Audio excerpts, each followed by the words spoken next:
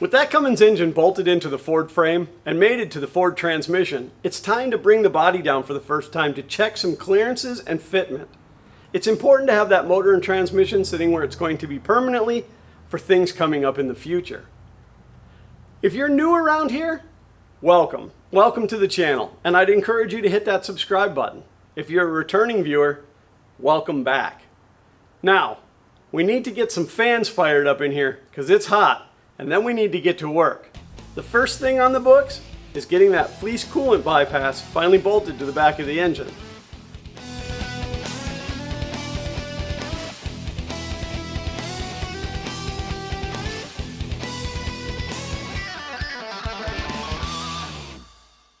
Previously on Fun King Garage.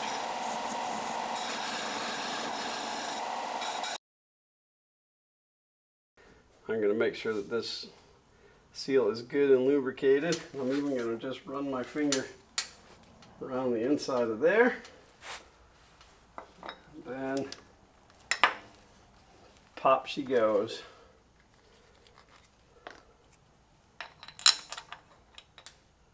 Two bolts provided by Fleece. These are 18mm drive.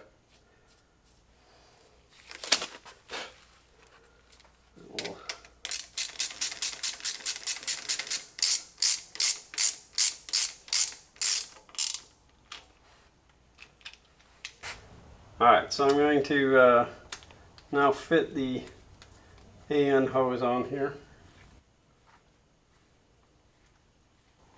Come back and route all this and snug it up momentarily. So now we're going to move up to the water neck. Alright, so next I'm going to take the water neck off and we can get it ready for the fleece adapter that goes in here.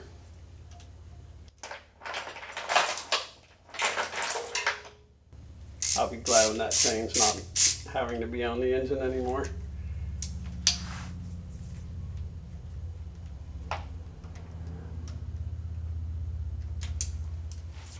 I have not had this off yet, so it'll be interesting to see what the stock thermostat looks like, what kind of condition it's in, if it's all gunky. This motor did have antifreeze in it. It wasn't straight water or anything, so hopefully it's in good shape.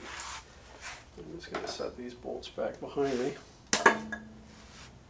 Oh, that thermostat is super clean. I wonder if it's been changed. I did get a new gasket for underneath there.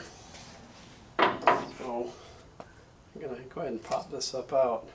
Motorad, a brand I've never heard of, so I'm going to research that, and if it's not great, I will get something different.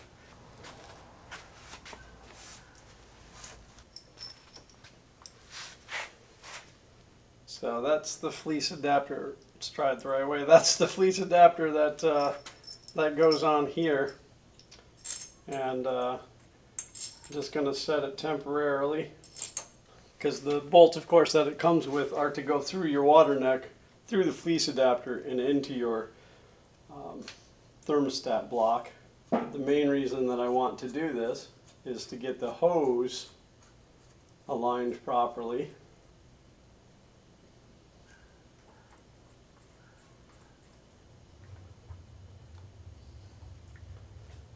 Next we'll put on the hangers. Okay, so the hardware that comes with it, I have the aluminum clamps. The bolts on the bottom seem to be a 3mm, and the large ones that mount it to the block seem to be a 6mm. And I'm not exactly sure where they need to be, but I think I'm going to go here and here.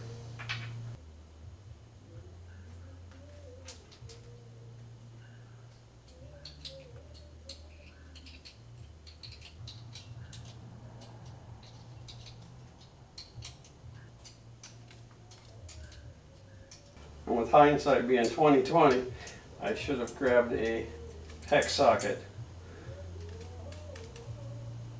That would have gone way faster. But that's okay.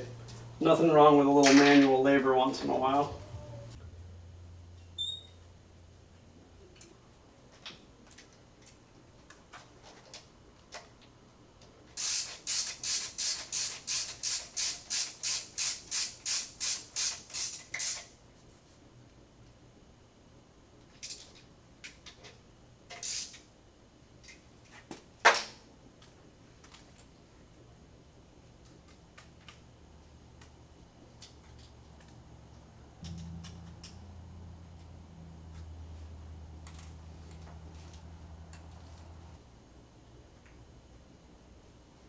At this time, I'm going to claim the Fleece Coolant Bypass installation to be complete. Now obviously it's not really complete because I still need to put the water neck on, but I'm going to media blast it and paint it first. And I'm also going to look at replacing that thermostat with a new quality name brand one. But it was important to have the Fleece coolant block on the back of the engine to make sure that it also has clearance to the firewall. I now think it's time to bring that body back down for the first time since I took it off. We need to check some clearances around everything and make sure that that motor and transmission are sitting in their permanent spot. This is important because it's going to dictate a lot of other things. Oh boy, I hope I'm ready for this.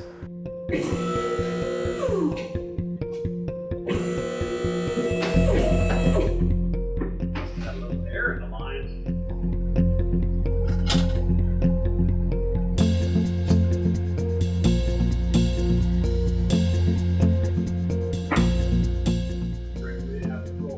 Just a touch.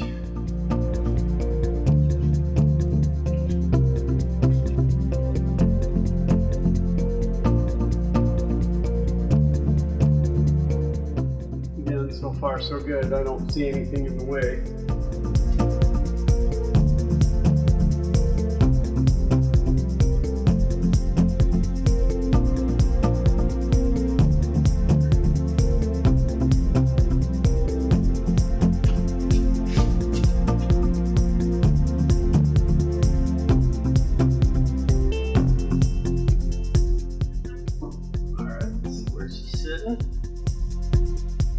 Plenty of room there.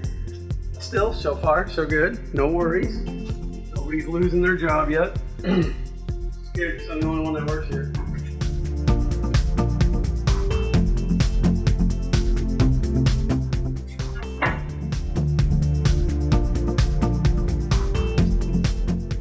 Looks like I put a whole nother Cummins engine in here. There's so much room. Looks great.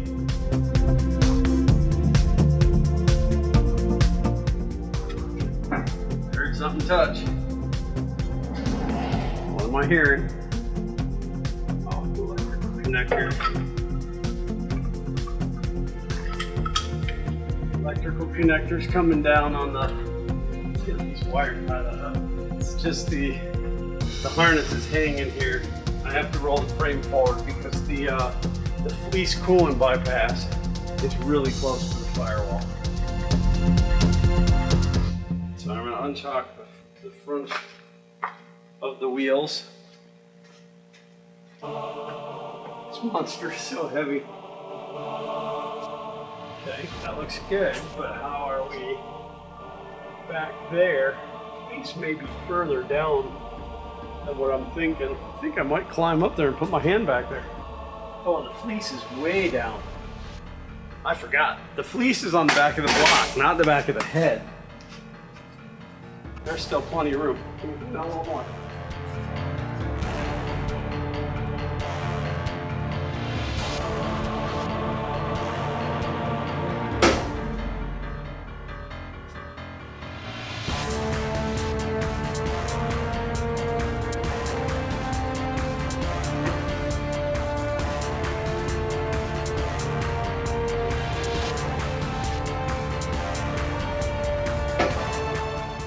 So at this point, the body is about a ½ inch up from touching down onto the body mounts. And the reason that I stopped was the back of it is shifted way over.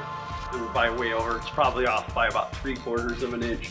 But I just want to be sure that everything is okay before I come down any further than that. So we're just going to double check things. That's all good, nothing's touching there. Power steering lines still have plenty of slack to them. It looks like the back of the engine is still, and this would be a great shot as you look at the back of me climbing up on top.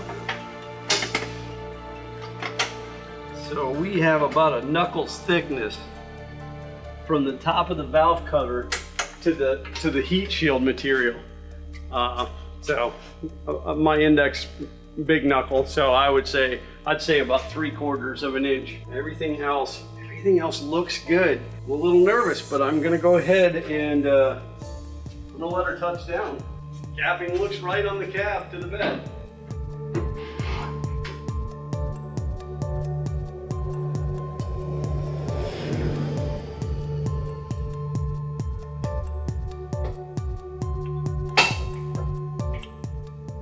There's now pressure being pulled against my safety strap that is running through the cab.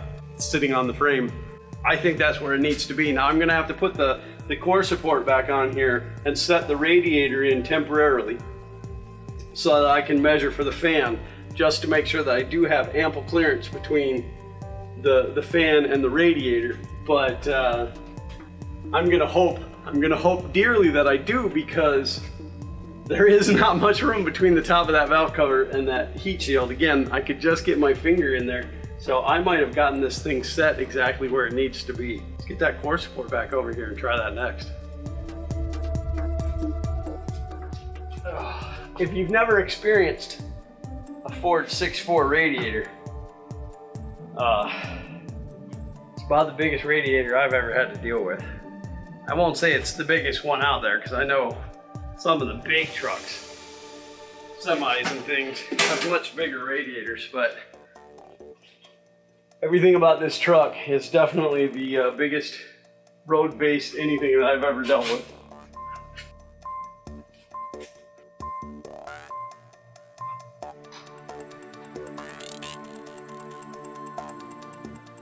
That's how she goes.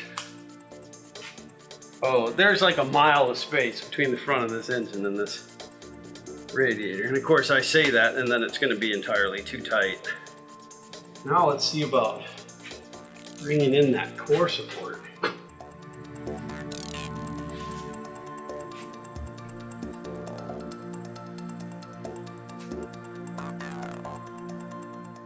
That's where the radiator sits. That's a fun design. Somewhere, likely in hell, there's an engineer sitting around laughing about how they put the radiator in this truck. All right, I'm not gonna torque these back down. I'm just gonna hand spin them because they're not going anywhere.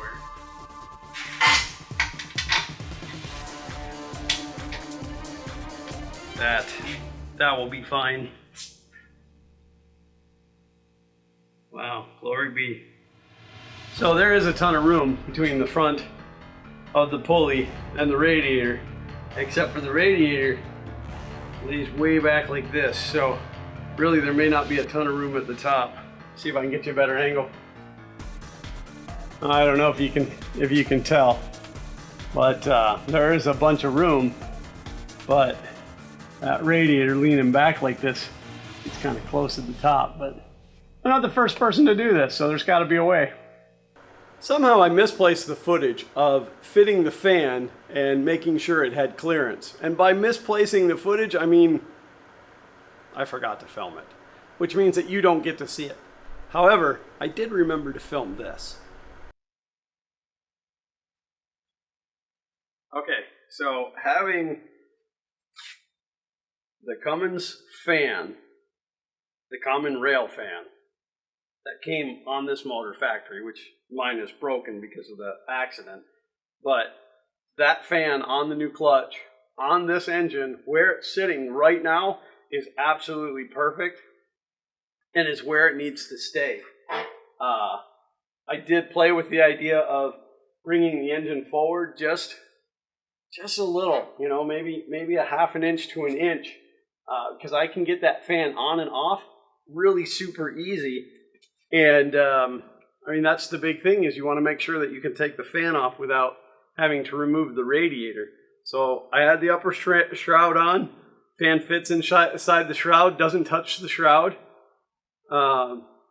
So to test it, I took the top shroud off, which is now over there, and spun the clutch off with the fan blades, and it comes out of there. The top of the fan blades, when you're lifting it out, the top of the fan blades are probably a half an inch away from the top, but at that point it's unbolted and you can lean it and take it out. So I'm going to sleep on it, and I may shift it forward just a touch, and only to move the back of the motor that much more away from the firewall so that nothing rubs and squeaks and makes noise. But that's enough talk. I'm gonna get back to doing some action, if you call it action.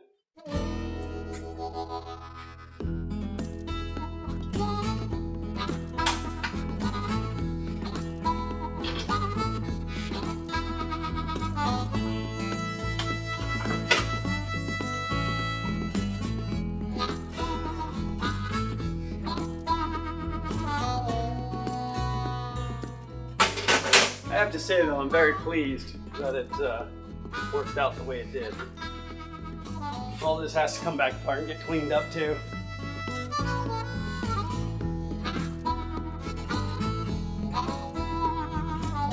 Just confirming that that is everything that I put on the motor or on the truck while it was sitting here. Starter wire looks good position-wise. And of course, the only thing I don't have on here right now is the exhaust manifold and the turbo. But there's plenty of room. This motor was just meant to be in this truck. So I guess now, body comes back up. I have to say though, I get nervous every time I do this. That stays down, that stays down, that all goes up.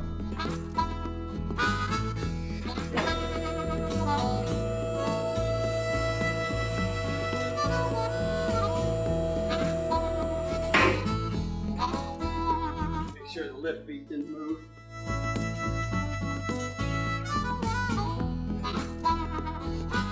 Looks good on this side.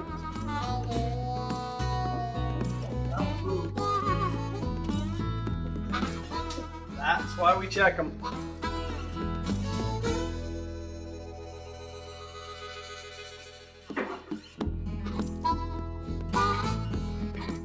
I bet I know what happened. When I left it down, when I let it down, the strap tightened up and pulled that arm in.